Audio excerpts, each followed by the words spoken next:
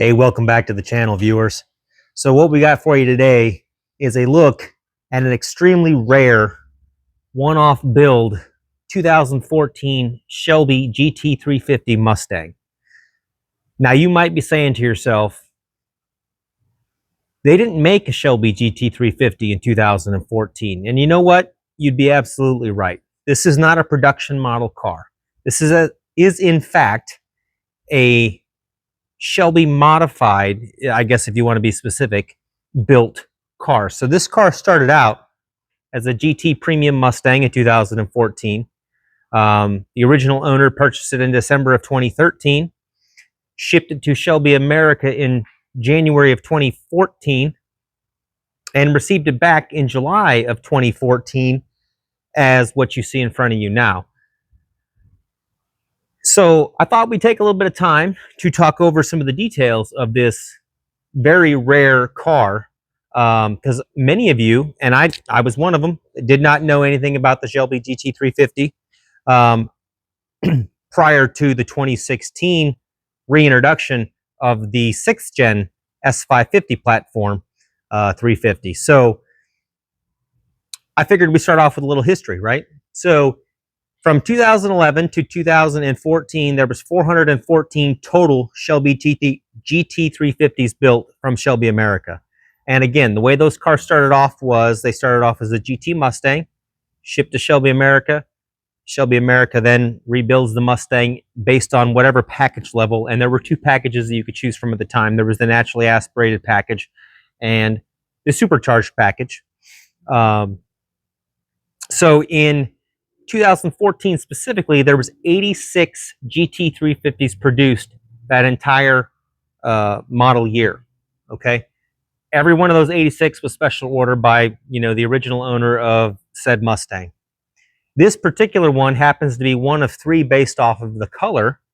So there was 2000, excuse me. In 2014, there were three deep impact blue GT Mustangs that were transformed, if you will, or upgraded into the GT350.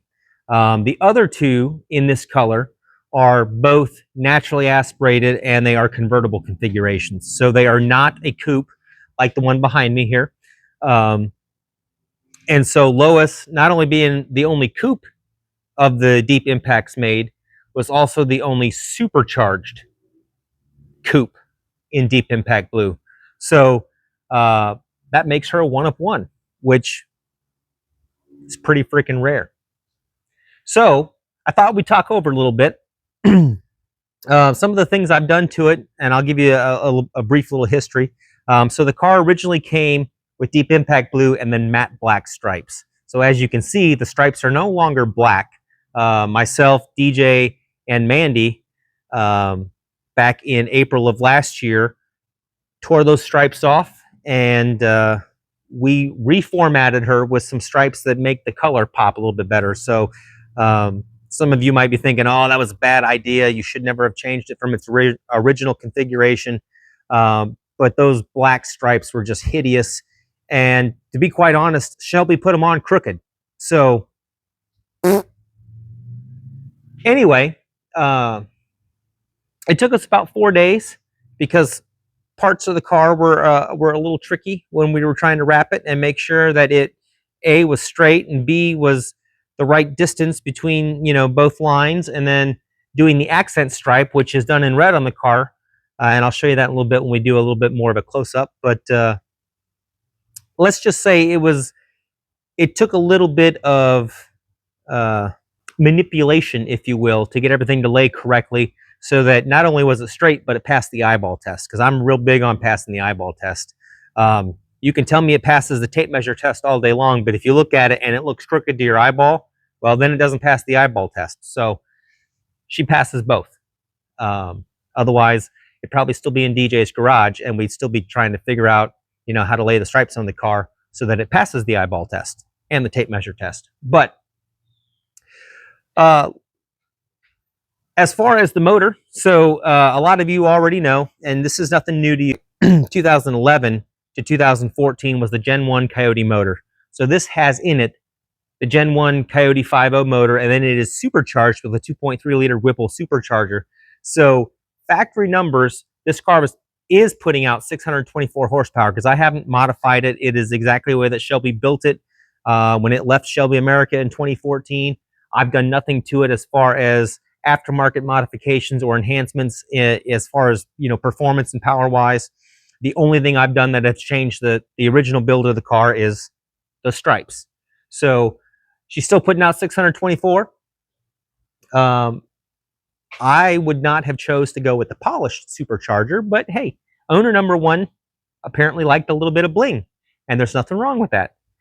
I will tell you that it's a pain in the butt to keep shiny. So the black supercharger that's on my Roush, I much prefer that. It's a whole lot easier to keep clean. But yeah, let's take a look under the hood. What I did have to change when I first bought the car in February of last year was the pulleys, because the upper pulley was completely rusted. The lower pulley still needs to be replaced. I haven't done that yet because she does squeak a little bit when you turn her on, but once she gets warmed up, the squeak dissipates, and so it's not nearly as noticeable. It is still there, but it's not as noticeable. So that's still something I need to do. And then we changed the fan on the car because she was overheating last summer. So we've done couple of, you know, basic maintenance things to get her back into tip-top running shape. But this is the 2014 GT350. So let me open up the inside for you. She's running 265/40 19s all the way around the car. And then she has also got the Willwood brakes to her. In my experience, right, the amount of brake dust you're going to get from, and this is not a joke about brake dust, this is actual serious talk about brake dust, but the amount of brake dust that I get from the Willwood brakes compared to the Brembos that are on my Shelby is night and day difference. There is so much more effort going into maintaining the cleanliness of the wheels, especially if you're trying to enter it into a show, than what the Brembos produce. And that could just be, you know, the difference in the materials that they use when they build the brakes. But she does have the 6 pistons up front and the 4 in the rear. They are quality brakes. They got the slotted and drilled rotors to them. So, and the calipers are painted, and they have got the Shelby vinyl applied to them because I pulled off the old vinyl and replaced it with some new vinyl. So myself and Mandy did that last year when we wrapped the car. So she's looking good, but let's look inside and see what we got. So this is the inside of the 2014 GT350, and you can see the additional gauges on the A-pillar there. Underneath my driving gloves is the Shelby registry dash plaque and the registry number. The badge over there on the dash is aftermarket. I put that in. Some of the GT350s from 11 to 14 will have that on there. Some don't. I personally liked the way that looked, and so I purchased the badge and put it on there. And then the signature you can see above it, or beside it, I guess. Depends on how you look at it. As many of you know, that is not Carroll's legit signature. I mean, it is an exact replica of his signature, but he did not sign this car. Mr. Shelby passed away in 2012, which was long before this car was manufactured. So that is an exact vinyl replica. Even measured the thickness of the Sharpie that he could have potentially signed it with. And then myself and Mandy used that measurement and a template that we pulled, and we manufactured out of vinyl his exact signature. So I thought that was pretty cool, just a little one-off feature. I don't try to pass it off as anybody is saying it's signed by Carroll. So I do tell them that is vinyl, but I just thought it was a nice little one-off feature. And then probably one of my favorite features is the badging on the back of the Recaro seats. I love the fact that they introduced those late 60s era Shelby badges on the car. I just think it adds a little something, if you will. Although they could have upgraded these door sills, though, because, I mean, come on now. Put a little bit of effort into it, Shelby. And they do also give you some nice matting floor mats as well. You know, the trunk one, obviously you can see the Shelby badge on that, and the mats that go on both the driver's side and the passenger side have got that same logo on it, so it matches the seats and pulls everything together. And then just because I feel like I have to show you this, my lovely license plate holder, I love that. Ferrari's ass is mine. That's a nod to the Ford versus Ferrari movie, by the way. But yes, this is Lois in all her glory. I'm not going to get into the performance aspects too much, other than tell you, the specs that I've told you. So, 624 horsepower up front. I'd have to look at the build sheet to tell you what the torque rating is on it, because I don't know. I've not had the car dynoed, so there's that. She is at factory condition from the moment I picked her up, minus, again, the stripes, which myself and Mandy and DJ helped reapply. So yeah, that's my 2014 GT350. You can see Rhonda in the back here. She's photo bombing. The one thing that I would say I think they could have done just a little bit differently on the car is, A, they could have applied the vinyl straight, because that's a problem. B, there are Ford Performance badges on the fenders, so behind the front tires on both sides. And in my opinion, if you're going to put the Shelby badging on the interior of the car, especially the old school badging, they should have been consistent around the car. There should not be a Ford Performance badge on the car. They should have upgraded that to match the rest of the badging. Not to say that it can't be done aftermarket, because it could be, but that's just kind of a little nitpicky thing. The car does come with Borla exhaust, so she's still got the resonator. In 2014, when Shelby built it, she's running Borla, and it is a nice, aggressive, low tone to it, so it sounds quite a bit different, actually, than the Roush sounds. Even though the Roush has got the H-pipe delete on it, there is a noticeable difference within the exhaust tone on the Shelby Mustang. She's also running the 6-speed Tremec transmission, so hands down, I gotta say that's probably my favorite transmission. Between the two cars, if I had the Tremec in this, I would never have another complaint, and someday I will put the Tremec in it, but Shelby definitely upgraded from the standard Ford transmission that was put in the cars in that time frame to the Tremec, and it is hands down probably the best decision they made. I was actually a little surprised to see that they didn't stagger the setup, because again, it is a block setup, the 265 4019s all the way around the car, which was kind of surprising, because most Shelby Mustangs, as a lot of you guys know, the setup is staggered. A lot of great stuff about the car. Again, 414 total built between 2011 and 2014. There was 37 built in 2013 and 111 built in 2011. So if you do the math, you'll figure out how many were built in 2012. And DJ, it is not 32. Just throwing it out there, not 32.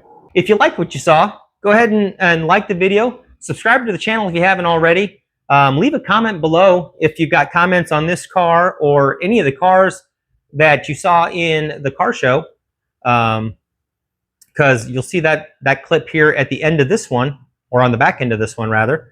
Let me know what your favorite car was, because there was a lot of really pretty cars, and I will tell you the one that won best in show was the 1967 GT500. Just brilliant car, although personally, if I was going to pick best in show, I would have given it to the one right to the right of that car, which was the Shelby GT350 from 1968, I believe, is when that one won, if I'm not mistaken. Just immaculate. That owner has that car looking so damn good. Not that the 500 didn't look good, but I think if I was going to, because those were the two that I would have easily, hands down, had as 1 and 2 in the show. And then the others that won first through third in the other awards, my hat's off to you guys. You guys had some incredible looking cars. Eric, whose car, I swear, you could, if you were a lady, you could put on makeup. His supercharger was so polished, that's how much it just shined. I mean, it was better than looking into a crystal mirror. It was retarded. It makes my car look like it's never been cleaned, and I tried. It's not nearly where it should be as far as the supercharger and the coolant tanks. I need to work on it. We'll just say that. I need to work on it because those are definitely the sore spot when you look at the car as far as, they should be polished much, much better than they are. So on me, I'll work on it. But I did get some handy little tricks from some of the other owners there, like Simple Green. I had no idea. Did you guys know that Simple Green would take all that shit off the, all those oxidation type marks and other heat marks that you get?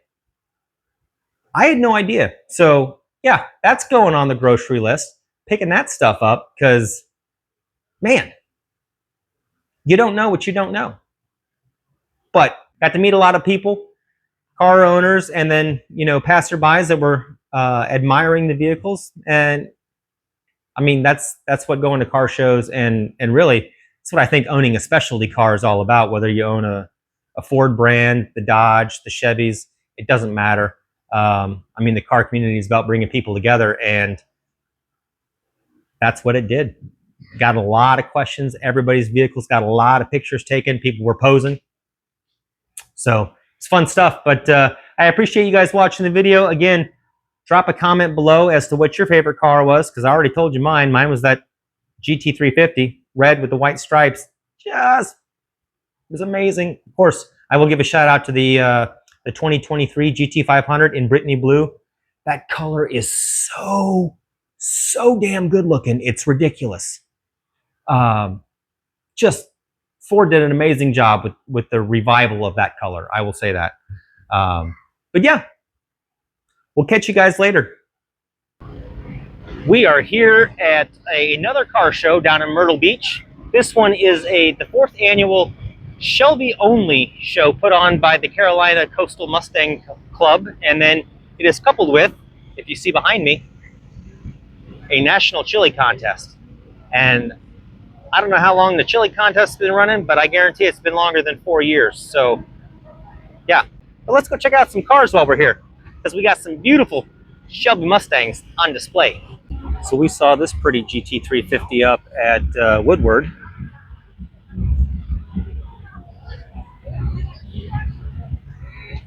Brand new 2020 and or newer GT500.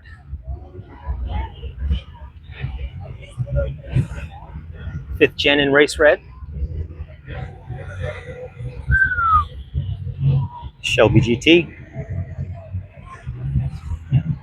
And here we've got like the throwback and the new age tribute cars essentially. So your GT500 here in that very, very one-off type color blue.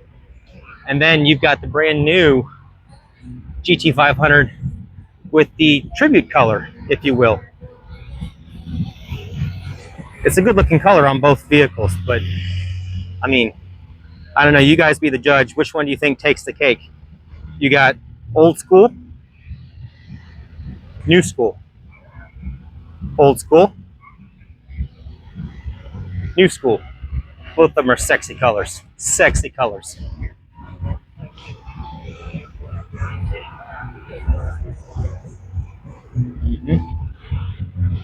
I'm sorry. Here's a 500 KR. You don't see a lot of KRs in the world. I'll bet this one is probably signed by Shelby. It's gonna be my guess. There it is. Rare car indeed.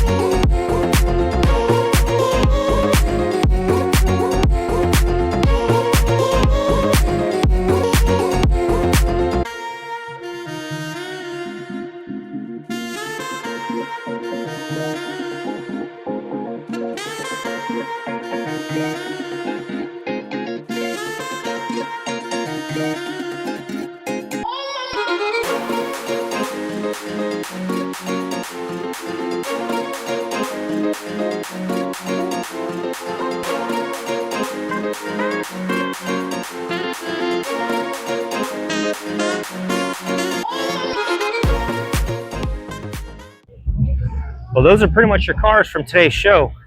The field is very limited, and they do that on purpose because we don't have a lot of space down here. We're literally right by the beach. I mean, look, there's the ocean. Woo, we'd go swimming. Maria, you're missing out. That's my girl for everybody that doesn't know. Very reduced number of cars in the show, but done that way on purpose, so that way we're not crunched in here and, you know, slamming doors to doors. So it makes for a very pleasant exit when you know it's time to leave, and nice thorough walkway for all the viewers to come in and look at the cars, because I mean they got some great vehicles on display, and some people that put some serious work into maintaining their vehicles and getting them ready for showtime. And if you haven't already, drop a like on this video, comment if you want, tell me which one's your favorite that you saw, and yeah, we'll see which one gets the most votes.